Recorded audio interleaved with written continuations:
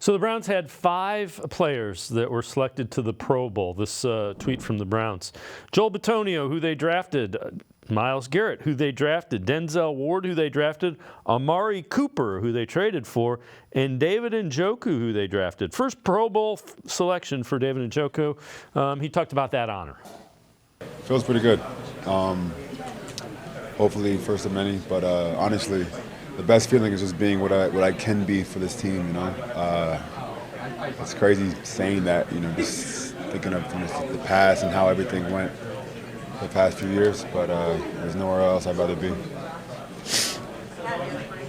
What was it like the other night, just being able to celebrate with the fans? Fucking hey, it was a fun night, huh? I'm telling you, yeah.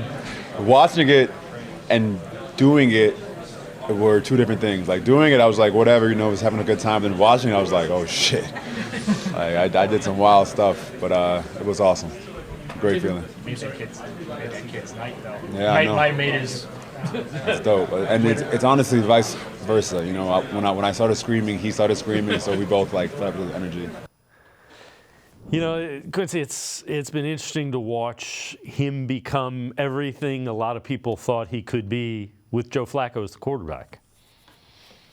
Yeah, and look, he was showing signs of this even earlier in the season of being able to live up to the expectations of being David Njoku. He's really been a pivotal part of this offense and just getting, you know, when you talk about getting 4 quarterbacks through and having a winning season, he was a huge part of it. Him and Amari Cooper stepped up big this year. And now he's starting to get some of those big games with Joe Flacco as well. So, yeah, David just – he put his head down. Like the David Njoku that walked in here in 2018 could not be more different than the David Njoku that stands in this locker room. And that's just development, right? Like that's development that is being patient with the player. Like I know people get mad when online we decide a player needs to go, right? Like Anthony Schwartz or something like that. And we're like, why is he being so stubborn? Why are they hanging on to them? Because they really do believe in the people they have in the building.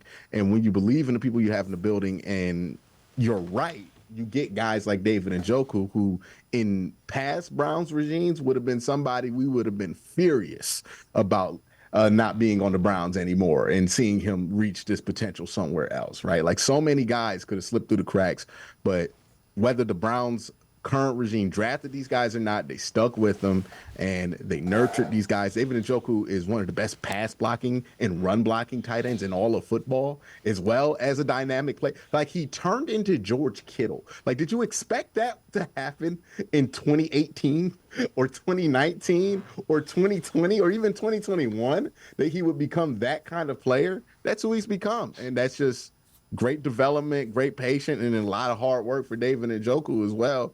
Taking advantage of the opportunities that's in front of him. And, you know, it's just a perfect mix. And, again, Cleveland's one of those places where you could develop a talent. Yeah, 20 years old when they drafted him. So it took him maybe a year longer, but it was because he was kind of raw and young.